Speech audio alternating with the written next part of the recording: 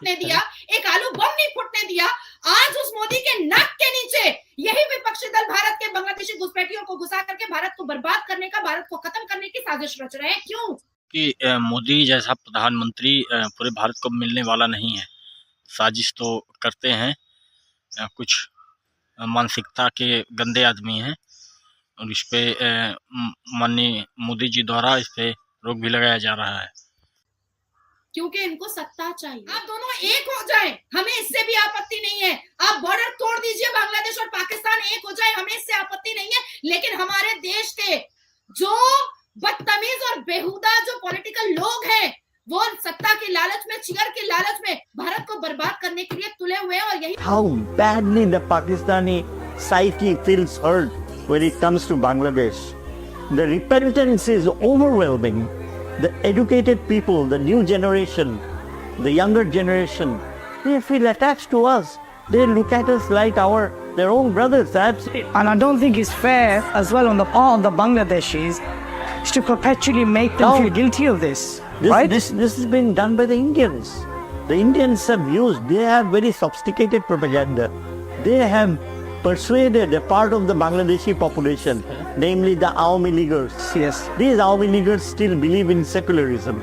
I would like to say this to you, but something that I failed to mention in the TSC because I didn't have the time, that Bangladesh cannot afford to have anything to do with secularist values. We are. तो hey guys, welcome to my new reaction video में आप सबका स्वागत है। आशा करता हूँ सभी अच्छे होंगे। थोड़ी तबीयत डाउन है पर वीडियो बना रहा हूँ आप सभी के लिए। पाकिस्तान की फड़फड़ाहट साफ साफ दिखती है और भारत कुछ कह रहे तो पाकिस्तान बोले ना, ऐसा हो ही नहीं सकता। भिखमंगे पाकिस्तान को भारत से बहुत जलन होती है, पर मोदी ही का गुण गाता है। वीडियो में बने रहिए, वीडियो को लाइक और चैनल को सब्सक्राइब जरूर करें, बेल आइकन भी दबा लीजिए आप लोग।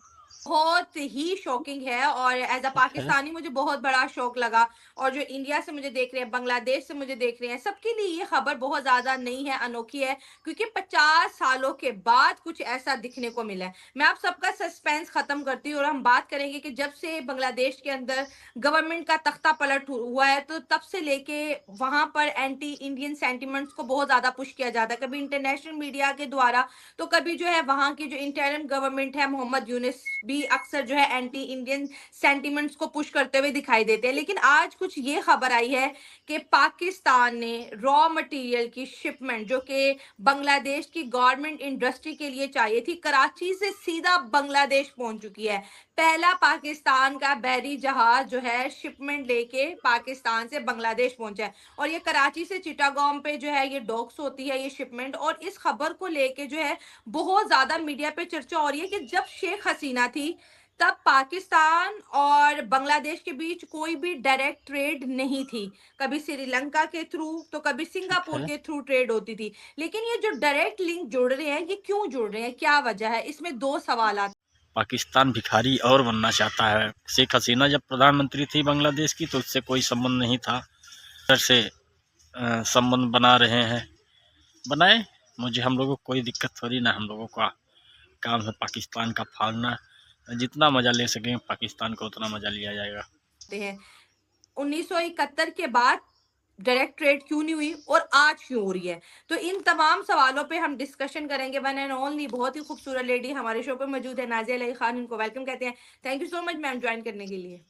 वंदे मातरम, भारत माता की जय, जय जगन्नाथ, हर हर महादेव, जय Bholenath. Thank you so much Shaila. बहुत ही सेंसिटिव, बहुत ही बड़ा जियोपॉलिटिकल चेंज और जिस पर काफी इंटेलेक्चुअल लोगों की नजर है और खास करके यूएस की नजर अभी बहुत ज्यादा है, भारत की नजर बहुत ज्यादा है। और इतने एक्सट्रीम इम्पोर्टेंट टॉपिक पर मुझे बुलाने के लिए मैं सच में शुक्रगुजार हूँ, ताकि मैं अपनी बातों को रख सकूं। शला, अब स्टार्ट मैं करूंगी आपके ही पाकिस्तान के एक गाने से। जी। पाकिस्तान और बांग्लादेश के हालात कुछ ऐसे थे, वो हम सफर था, ठीक है, उससे हम नवाई न थी, कि धूप छांव का आलम रहा पर जुदाई न थी। क्या बात, वाह वाह वाह वाह, क्या बात है। मुझे अगर मैं अपने बारे में कहूँ तो ये गाना मुझे भी बहुत पसंद आया था। वो हम सफर था, बड़ा बड़ा खूबसूरत गाना था। जी बिल्कुल। वो कुछ ऐसा ही आलम था 1971 के बाद, जहाँ एक तरफ आजादी के बाद पाकिस्तान पूर्वी और पश्चिमी को लेकर के मर रहा था, सड़ रहा था, जहाँ एक तरफ 1947 की आजादी और बंटवारे के बाद पाकिस्तान के पश्चिमी इलाके को बिल्कुल छोड़ दिया गया था। पूर्वी इलाके में जितनी भी मलाई चाटने वाले थे, वो सारे बड़े-बड़े उद्योगपति और सारे बड़े-बड़े लोग जो है वो पाकिस्तान को लूटने में लग चुके थे। फिर आर्मी ने कूप कर लिया और फिर अब तक आपकी जो सरकार है वो आर्मी के अंडर में चल रही है। पर इसी दौरान में 1971 में एक ऐसा सिनेरियो पाकिस्तान के सामने आया जो पाकिस्तान अब तक भूल नहीं पाया है। कहते हैं ना कि मुसलमानों के पॉकेट में 10 रुपए हो ना हो, लेकिन ईगो बड़ा रहता है, बहुत जबरदस्त। कहते हैं कि मुसलमानों के पास खाक छानने की हिम्मत हो ना हो, पर जब जुबान खोलते हैं तो इतनी लंबी लंबी जज्बाती बातें करते हैं और इतनी बड़ी बड़ी बातें कर जाते हैं कि लोग सुन करके कह देंगे कि पता नहीं इसके पास कौन सी ऐसी मिसाइल होगी जो पूरी दुनिया को ही उड़ा देगा। ये पाकिस्तानी की बात ही अलग है, भिखमंगे पाकिस्तानियों की, जिहादी कहीं के। मुसलमान उन्हीं मुसलमानों में से एक बहुत बड़ा इस्लामिक रिपब्लिक देश पाकिस्तान है, जिसके मुंह से हलक से बांग्लादेश निकाला गया और पाकिस्तान को ये चीज डाइजेस्ट कभी नहीं हो रही थी, कभी भी नहीं। और जैसे ही पाकिस्तान को पता चला कि बांग्लादेश को बनाने के लिए शेख मुजीबुर रहमान का खुल करके समर्थन भारत ने दिया है, तब से एक नफरत का देश पाकिस्तान ज्यादा बन गया भारत के प्रति, और एक मोहब्बत या एक इम्प्रूवमेंट या डेवलपमेंट का देश बिल्कुल नहीं बन पाया पाकिस्तान। आज पाकिस्तान जहां एक तरफ भीख के कटोरे लेकर के खड़ा है, इतनी धुलाई पाकिस्तान की कोई नहीं करता, मजा आ जाता है सच बताऊं तो, जिहादियों की एकदम बैंड बज जाती है।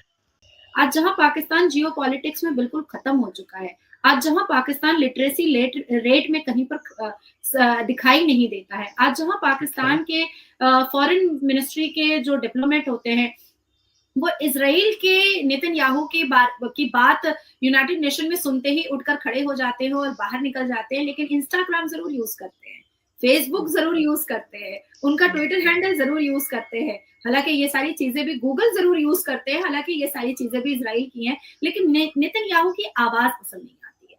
जहां एक तरफ पाकिस्तान इस्लामिक रिपब्लिक देश ब्लास्फेमी के नाम पर लोगों को मारना, कूटना, काटना, लूटना, पीटना, ये सारी चीजों में पाकिस्तान हमेशा चर्चाएं आम पर रहा। पाकिस्तान एक आतंकी देश है और आतंकी देश ही रहेगा।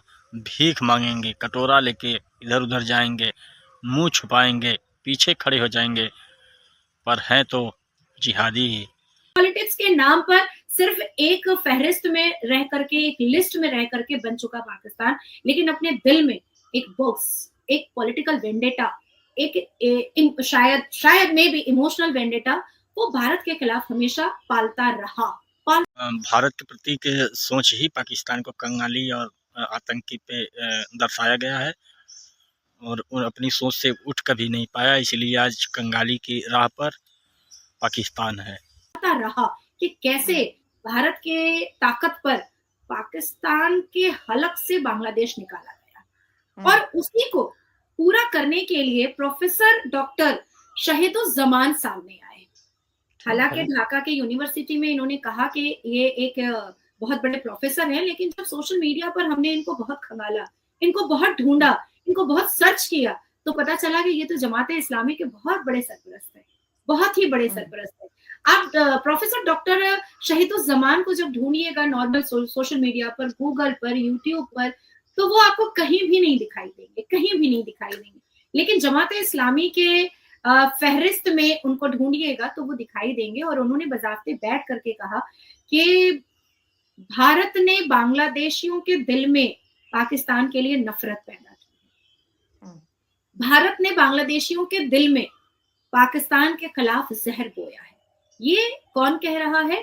ये प्रोफेसर डॉक्टर शहीदुज़्ज़मान कह रहे हैं, जो जमाते इस्लामी के सरपरस्त हैं, और जमाते इस्लामी के नेतृत्व में डे 1 से जो स्टूडेंट प्रोटेस्ट हो रहा था वो इन्हीं के नेतृत्व में हो रहा था। अब सवाल ये होता है कि हमारे जो बहरूपिया फैब्रिकेट फेक जो बांग्लादेश के वजीर आजम मोहम्मद यूनुस साहब है, वो 40,000 राउंड ऑफ एम्यूनेशन टैंक का करेंगे क्या? एम्यूनेशन 2000 क्वांटिटी का करेंगे क्या, और आरडीएक्स एक्सप्लोसिव इन वैक्स कंसिस्टेंसी का करेंगे क्या। बांग्लादेश को कुछ दिन पहले जलाया है वैसे ही जलाएगा यूनिस। 40 टन। उसके बाद फिर 2900 हाई इंटेंसिटी बम का करेंगे क्या। सवाल ये पैदा होगा कि ये करना क्या चाह रहे हैं, आखिर इनको करना क्या है, और ये जमात इस्लामी के डॉक्टर प्रोफेसर साहब को करना क्या है, हिंदुओं को मारना। जो पहले कभी 12% हुआ करती थी और उसके बाद फिर 8% हुई और अब 7%, 7.3% है। हिंदुओं को मारने के लिए पाकिस्तान के डायरेक्ट कराची से ढाका के पोर्ट में आकर के उतरा है, और ये है आरडीएक्स की ट्रीटी, और ये है आरडीएक्स और बम की जियोपॉलिटिक्स, जो सिर्फ पाकिस्तान ही कर सकता था।